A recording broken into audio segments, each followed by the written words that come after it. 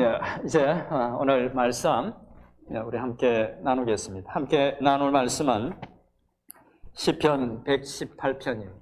시편 118편 1절에서 14절까지입니다. 시편 118편 1절에서 14절까지 말씀입니다. 제가 받들어 읽겠습니다. 시편 118편 1절에서 14절에 기록된 하나님의 말씀입니다. 여호와께 감사하라. 그는 선하시며 그의 인자하심이 영원하미로다. 이제 이스라엘은 말하기를 그의 인자하심이 영원하다 할지로다. 이제 아론의 집은 말하기를 그의 인자하심이 영원하다 할지로다. 이제 여호와를 경외하는 자는 말하기를 그의 인자하심이 영원하다 할지로다. 내가 고통 중에 여호와께 부르짖었더니 여호와께서 응답하시고 나를 넓은 곳에 세우셨도다. 여호와는 내 편이시라. 내가 두려워하지 아니하리니 사람이 내게 어찌할까. 여호와께서 내 편이 되사 나를 돕는 자들 중에 계시니 그러므로 나를 미워하는 자들에게 보응하시는 것을 내가 보리로다. 여호와께 피하는 것이 사람을 신뢰하는 것보다 나으며 여호와께 피하는 것이 고관들을 신뢰하는 것보다 낫도다. 문나라가 나를 에워쌌으니 내가 여호와의 이름으로 그들을 끊으리로다. 그들이 나를 에워쌌으나 내가 여호와의 이름으로 그들을 끊으리로다. 그들이 벌들처럼 나를 에워쌌으나 가시 덤불에 불같이 타 없어졌나니 내가 여호와의 이름으로 그들을 끊으리로다. 너는 나를 밀쳐 넘어뜨리려 하였으나 나 여호와는 나를 도우셨도다. 같이 읽겠습니다. 여호와는 나의 능력과 찬송이시요 또 나의 구원이 되셨도다. 아멘. 아멘. 제가 잠깐 기도하겠습니다. 살아계신 하나님 아버지, 감사합니다. 저희들에게 귀한 추수감사절을 허락하시고 또 이렇게 추수감사 주일 예배를 드릴 수 있도록 은혜 베풀어 주셔서 감사합니다. 아버지 하나님, 이 시간 저희들도 주님 말씀 앞에 서게 됩니다. 말씀을 통해서 저희를 교훈해 주시고 또 말씀을 통해서 깨달은 것들 은혜 가운데 살아낼 수 있도록 힘과 지혜를 더해 주시옵소서. 예수님의 이름으로 기도드립니다. 아멘. 2022년 한 해를 시작해서 지금까지 은혜로 지키시고 인도해 주신 하나님께 감사와 찬양과 영광을 돌려드립니다. 그리고 말씀을 전하기 전에 먼저 추수감사절을 맞이해서 성도 여러분들의 가정에 하나님의 은혜와 축복이 넘치기를 축원드립니다. 또 우리 생애 가운데 또 한 번의 추수감사절을 지내면서 우리가 하나님께 받았던 그 은혜들을 헤아려보고 또 그 은혜를 베풀어 주신 하나님께 특별히 감사하는 한 주간이 되기를 축원드립니다. 많은 사람들이 이제 생각하기를 추수감사절이 성경에 나오는 그런 절기라고, 그래서 우리가 지키고 있다고 생각하지만 사실 추수감사절은 성경에서 이스라엘 백성들에게 지키라고 했던 그런 절기는 아닙니다. 잘 아시는 것처럼 추수감사절은 400년 전, 거의 400년 전이죠. 1620년, 21년 그때 메이플라워를 타고 청교도들이 건너와서 이 추수감사절이 시작됐기 때문에 정확히 400년 전입니다. 그때 왔던 그 청교도들이 시작했던 절기죠. 그래서 추수감사절을 지키지 않는 그런 교회들도 들어 있습니다. 하지만 추수감사절을 지키든 지키지 않던 한 해 추수를 마치고 하나님께 감사했던 그 신앙적인 전통은 우리가 본받을 가치가 있다는 생각이 듭니다. 오늘날의 그 추수감사절은 처음 청교도들이 드렸던 그 순수한 감사의 추수감사절과 비교해 볼 때 참 많이 변질되어 있습니다. 세상 사람들은 추수감사절이 하나님께 감사해야 하는, 하나님의 은혜에 감사해야 하는 그런 날이라는 사실에는 전혀 관심이 없고 그냥 상술에 물들어서 가족끼리 또 혹은 가까운 사람들에게 선물을 주는 날로 혹은 1년에 한 번 가족끼리 모이는 그런 날로 생각합니다. 더욱 안타까운 것은 신자들도 그런 세상적인 흐름에 많이 따라가고 있다는 것입니다. 그래서 오늘은 감사를 주제로 말씀을 나누고자 합니다. 말씀을 통해서 우리가 무엇에 대해서 감사해야 하는지 살펴보고 이어서 참된 감사의 유익이 무엇인지를 생각해 보도록 하겠습니다. 먼저 우리가 신자로서 무엇에 대해서 감사해야 하는지 말씀을 통해서 살펴보겠습니다. 첫째로 시편의 저자가 감사의 노래를 하는 것으로 여호와 하나님의 인자하심에 대한 감사입니다.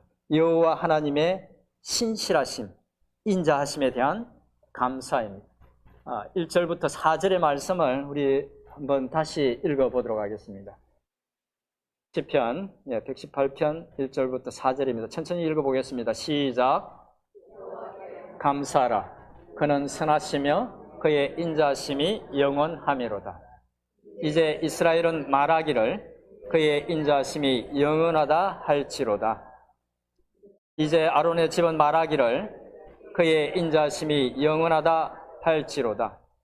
이제 여호와를 경외하는 자는 말하기를 그의 인자하심이 영원하다 할지로다. 아멘. 말씀 속에서 시편의 저자가 감사의 이유로 반복해서 말하는 한 가지가 있습니다. 무엇입니까? 말씀을 다시 보여주세요.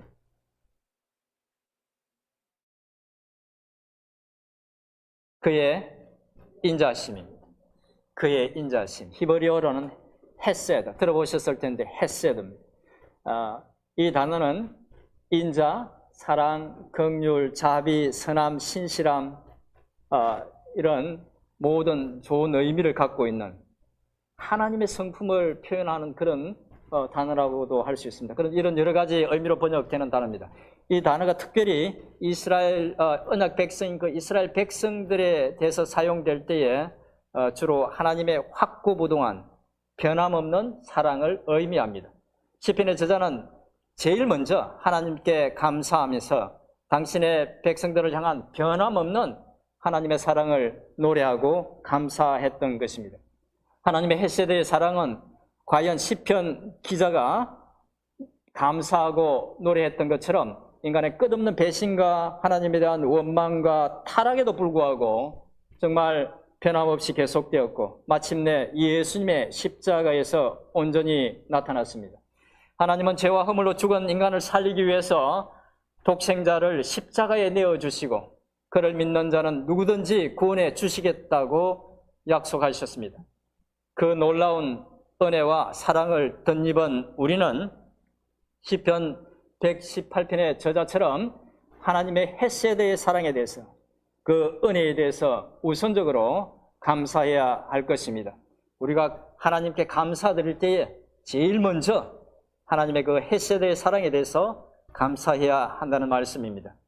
둘째는 5절과 또 13절, 14절에서 기록하고 있는 내용으로 여호와께서 지금까지 베풀어 주셨던 그 은혜에 감사하는 것입니다.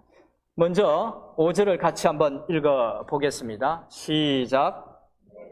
고통 중에 여호와께 부르짖었더니 여호와께서 응답하시고 나를 넓은 곳에 세우셨도다. 아멘. 다음 13절과 14절도 우리 같이 읽어보겠습니다. 13절과 14절입니다. 시작. 너는 나를 밀쳐 넘어뜨리려 하였으나 여호와께서는 나를 도우셨도다. 여호와는 나의 능력과 찬송이시요 나의 구원이 되셨도다. 아멘. 시편의 저자는 하나님께서 자신이 환난에 처해서 부르짖었을 때에 도와주시고 적으로부터 지켜주셨던 것을 기억하고 감사했습니다. 지금까지 자신에게 베풀어 주셨던 은혜에 대해서 감사했던 것입니다. 우리 인생을 돌이켜보면 시편의 저자 못지않게 인생의 고비고비마다 간섭하시고 섭리하셨다는 것을 우리는 고백하지 않을 수 없습니다. 인생의 지독한 고난 가운데 부르짖었더니 응답하셨던 그 하나님, 사방에 우겨쌈을 당하여서 소망이 없을 때에, 그래서 그 하나님을 의지했을 때에 나의 편이 되어주셔서 나를 위로하시고 그 고난의 벽을 뛰어넘게 하셨던 그 하나님, 그의 품으로 달려갔을 때 그 은혜의 품에 품어주시고 위로하시며 격려하셨던 그 하나님, 우리의 피난처가 되어주시고 말할 수 없는 슬픔과 절망 속에 있을 때 우리의 위로가 되어주셨던 하나님, 바로 그 하나님 때문에 우리가 지금 여기까지 올 수 있었지 않습니까? 그런데 우리에게는 시편의 저자가 누리지 못했던 더 놀라운, 더 큰 은혜, 날마다 감사해야 하는 은혜가 하나 더 있습니다. 무엇입니까? 예수 그리스도를 통한 구원의 은혜입니다. 아무런 자격도 공로도 없는 우리에게, 달리 소망이 없는 우리에게 십자가를 지심으로 믿음으로 말미암는 구원의 은혜를 베풀어 주셨습니다. 사실 그 은혜가 가장 큰 은혜입니다. 날마다 기억하고 감사해야 할 은혜인 것입니다. 추수감사절을 맞아서 주님의 십자가의 은혜와 그간 베풀어 주셨던 그 은혜에 진심으로 감사하는 여러분들 되시기를 축원드립니다. 첫째로 시편의 저자가 하나님께 감사했던 것은 6절부터 12절에 나오는 내용으로 여호와께서 앞으로 베풀어 주실 은혜에 대해서 믿음으로 드리는 감사입니다. 내용이 좀 긴데 제가 읽어드리겠습니다. 6절부터 12절까지입니다. 여호와는 내 편이시라. 내가 두려워하지 아니하리니 사람이 내게 어찌할까? 여호와께서 내 편이 되사 나를 돕는 자들 중에 계시니 그러므로 나를 미워하는 자들에게 보응하시는 것을 내가 보리로다. 여호와께 피하는 것이 사람을 신뢰하는 것보다 나으며 여호와께 피하는 것이 고관들을 신뢰하는 것보다 낫도다. 문나라가 나를 에워쌌으니 내가 여호와의 이름으로 그들을 끊으리로다. 그들이 나를 에워쌌으니 내가 여호와의 이름으로 그들을 끊으리로다. 그들이 벌들처럼 나를 에워쌌으나 가시덤불에 불같이 타 없어졌나니 내가 여호와의 이름으로 그들을 끊으리로다. 아멘. 아멘. 시편의 저자는 이전에도 그랬지만 앞으로도 여호와 하나님이 자신의 편이 되어서 원수들로부터 자기를 지켜주실 것이라는 것을 확신하면서 하나님께 감사하고 있습니다. 심지어 원수들이 겹겹이 둘러싸도 여호와의 이름으로 자신이 승리할 것을 확신하면서 감사하고 있습니다. 저자는 자신과 함께 하셨던 하나님께서 앞으로도 함께 하시면서 지키실 것이라는 것을 믿음으로 감사했던 것입니다. 우리도 지금까지 인도하셨던 하나님께서 장래에도 인도하시며 지켜주실 것이라는 것을 믿는 그 믿음으로 하나님께 감사드려야 할 것입니다. 왜냐하면 사랑하는 독생자까지 아끼지 않으신 하나님이시기에 우리는 그 사랑을 확신할 수 있고, 또 우리가 믿는 하나님이 천지의 주인이신 능력의 하나님이시기 때문에 아무도 그 하나님의 손에서 우리를 빼앗을 수 없다는 것을, 그 무엇도 하나님의 사랑에서 끊을 수 없다는 것을 우리가 알기 때문입니다. 지금까지 함께 하시면서 지켜주셨던 하나님께 장래에도 그 사랑, 그 은혜로 지켜주시라는 것을 확신하고 감사하는 여러분들 되시기를 축원드립니다. 앞에서 이제 이상에서 시편의 저자가 하나님께 드린 감사의 내용을 간단하게 말씀드렸습니다. 그런데 시편의 저자가 드린 이 감사는 사실 추수감사절이라는 좋은 기독교 절기를 시작했던 청교도들이 하나님께 드렸던 그 감사와 거의 같은 감사입니다. 추수감사절을 시작했던 청교도들이 드렸던 감사에 대해서 사람들이 많이 오해하는 것 중에 하나는 그들이 감사했던 이유입니다. 그들은 다른 사람들은 죽었는데 자신만 살아남은 것이 감사해서 감사 예배를 드렸던 것이 아니었습니다. 만약 죽은 사람들이 전혀 모르는 사람들이었다면 살아남은 것에 대해서 감사할 수 있었을지도 모르겠습니다만, 죽었던 함께 왔던 그 102명 중에서 죽었던 52명의 사람들, 절반 이상이 죽었죠. 52명의 사람들은 사랑하는 가족들이었고 죽기를 각오하고 함께 신앙의 자유를 찾아 나섰던 정말 내 목숨 같은 신앙의 친구들이었습니다. 죽은 이들 중에는 차라리 자신이 대신해서 죽었으면 했던 그런 사람들도 있었을 것입니다. 그런데 그런 상황에서 자신만 살아남았다고 그들이 감사하지는 않았을 것입니다. 그리고 그런 죽음을 두고 한 해 농사를 잘 지어서 풍성한 수확을 거두었다고 기뻐하면서 그렇게 잔치를 벌이지는 않았을 것입니다. 하지만 그들은 모든 수확을 끝내고 하나님께 정성껏 감사의 예배를 드렸습니다. 어떻게 그런 감사의 예배를 드릴 수 있었을까요? 그들에게는 시편의 저자와 같이 환경과 상황을 뛰어넘는 삶과 죽음을 초월한 하나님의 선하심과 하나님의 사랑에 대한 절대적인 신뢰가 있었던 것입니다. 비록 그들 중에 많은 사람들이 그 첫 수확을 보지도 못하고 그들이 꿈꾸던 신앙의 자유도 누리지 못하고 죽었지만 그들은 사나 죽으나 하나님의 은혜 속에 있다는 것을, 하나님이 그들의 하나님이라는 사실을, 그리고 그 하나님이 그들을 변함없이 사랑하고 있다는 사실을 믿었기 때문에 그 많은 사람들을 잃고도 그렇게 감사의 예배를 드릴 수 있었던 것입니다.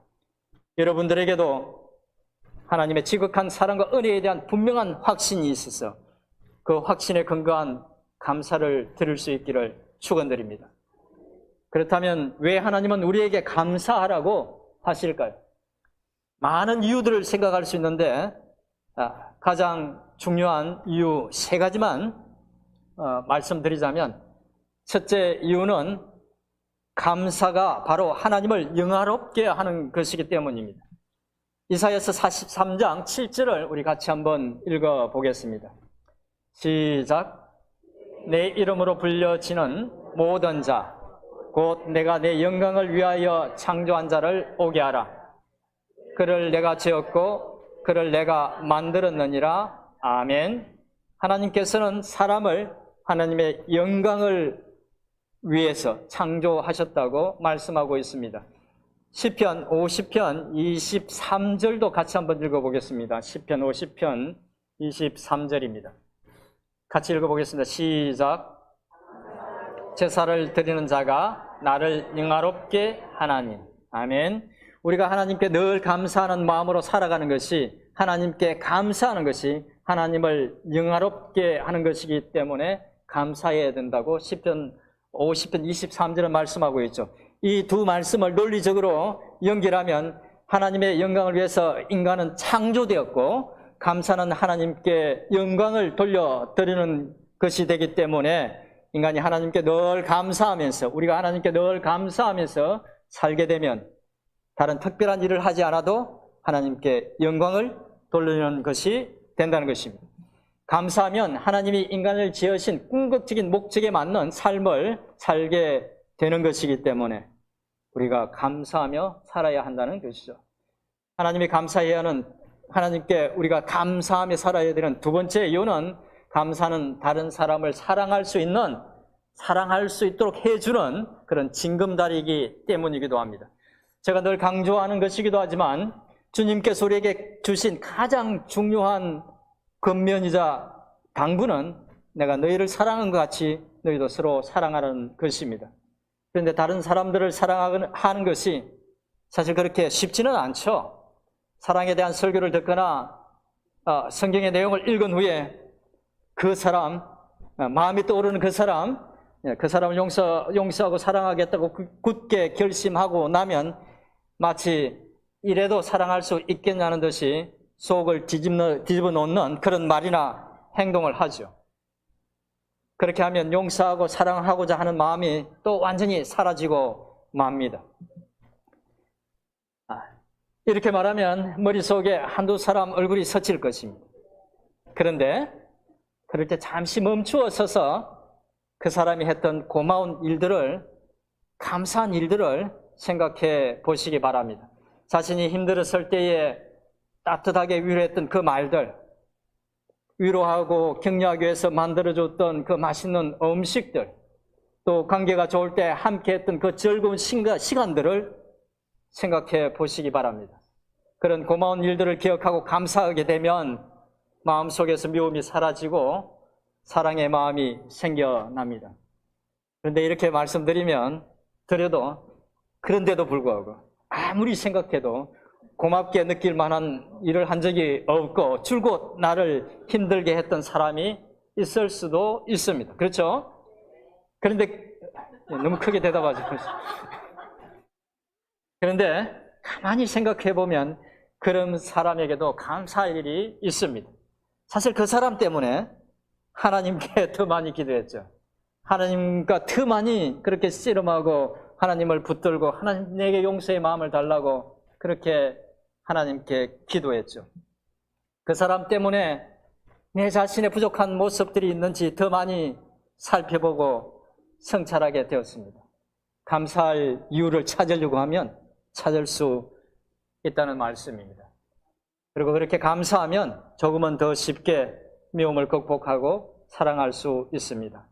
감사하면 사랑하기 어려운 사람도 사랑할 수 있기 때문에 감사하라는 것입니다. 세 번째로 감사해야 하는 이유는 감사가 바로 삶 속에서 하나님과 그 하나님의 은혜를 지속적으로 기억하는 것이기 때문입니다. 앞에서 말씀드린 것처럼 우리가 지금 지키고 있는 추수감사절은 성경에서 지키라고 명한 절기가 아니기 때문에 모든 교회들이 다 지키지는 않습니다. 하지만 추수감사절을 지키든 지키지 않든 성경은 감사를 성도들이 반드시 해야 할 것으로 가르치고 있습니다. 우리가 잘 아는 데살로니가 전서 5장 16절에서 18절 말씀을 같이 한번 읽어보도록 하겠습니다. 시작. 기뻐하라, 쉬지 말고 기도하라, 범사에 감사하라. 이것이 그리스도 예수 안에서 너희를 향하신 하나님의 뜻이니라. 아멘. 사도 바울을 통해서 성도가 하나님께 감사하는 것이 그것도 어떤 특정한 일에 대해서만 감사하는 것이 아니라 범사에 감사하는 것이 하나님의 뜻이라고 말씀하고 있습니다. 또 성경의 많은 저자들도 반복해서 여호와의 은혜를 기억하고 감사하라고 권면하고 있습니다. 그런데 매일 그렇게 감사를 드리면서 살면 어떻게 될까요? 매일 매 순간 하나님의 은혜를 기억하며 살게 되겠죠. 그리고 그렇게 매일 매 순간 하나님의 은혜를 기억하고 살면 어떻게 될까요? 하나님을 의식하고 살기 때문에 하나님 앞에서 거룩한 삶을 살 수밖에 없습니다. 결국 감사의 삶은 성도로 하여금 하나님의 은혜를 늘 기억하며 하면서 살게 할 뿐만 아니라 거룩한 삶을 살 수 있도록 해주는 것입니다. 말씀드린 것 외에도 감사의 유익은 정말 많습니다. 감사는 때때로 우리 삶 속에 이해할 수 없는 힘들고 어려운 일들이 생겼을 때에도 하나님이 우리의 삶에 허락하신 그 모든 일 속에 하나님의 뜻을 구하면서 순종하고 인내할 수 있도록 해줍니다. 또 감사는 어떤 상황에도 하나님을 바라볼 수 있도록 해주고 마음의 염려와 근심을 없애주기도 합니다.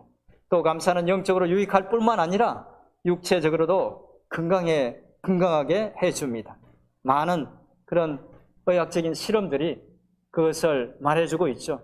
감사하는 사람들이 그렇지 않은 사람보다 훨씬 더 건강하다고 그렇게 많은 의학적인 실험 보고서들은 우리에게 말해주고 있습니다. 그야말로 모든 영적인 육적인 축복의 통로가 바로 감사라는 것입니다. 우리가 하나님께 늘 감사하며 살지 않을 이유가 없는 것입니다. 이제 말씀을 정리하겠습니다. 오늘은 추수감사절을 맞아서 시편 118편의 말씀을 통해서 우리가 하나님 앞에 드려야 할 감사가 어떤 감사인지, 또 감사를 드렸을 때 신자들에게 어떤 유익이 있는지에 대해서 살펴봤습니다. 감사는 하는 것만큼 유익이 있고 또 그 자체가 축복이면서 축복의 통로입니다.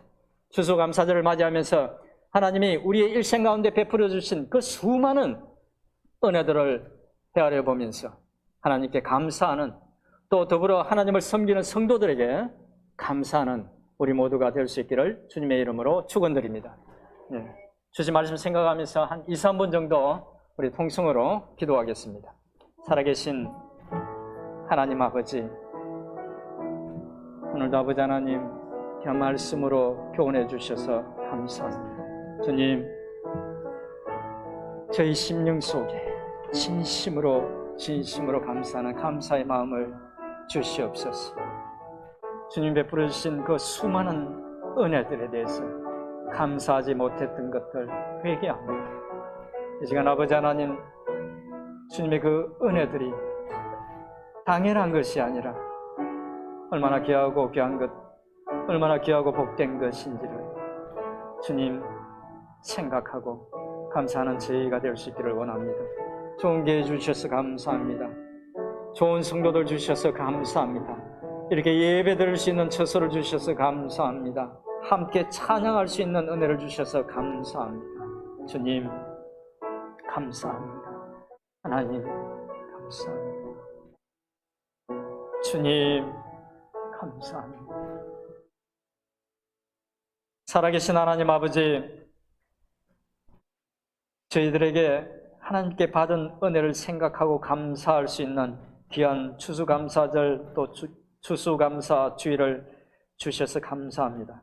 추수감사절 명절 동안 하나님께서 저희 인생 가운데 베풀어 주시던 그 많은 은혜와 사랑에 대해서 진심으로 감사하는 저희들 되게 하옵소서. 무엇보다 일상의 삶 속에서 늘 감사하는 저희들 될 수 있도록 저희들의 마음을 감사로 채워 주시옵소서. 예수님의 이름으로 기도드립니다. 아멘. 아멘. 감사합니다.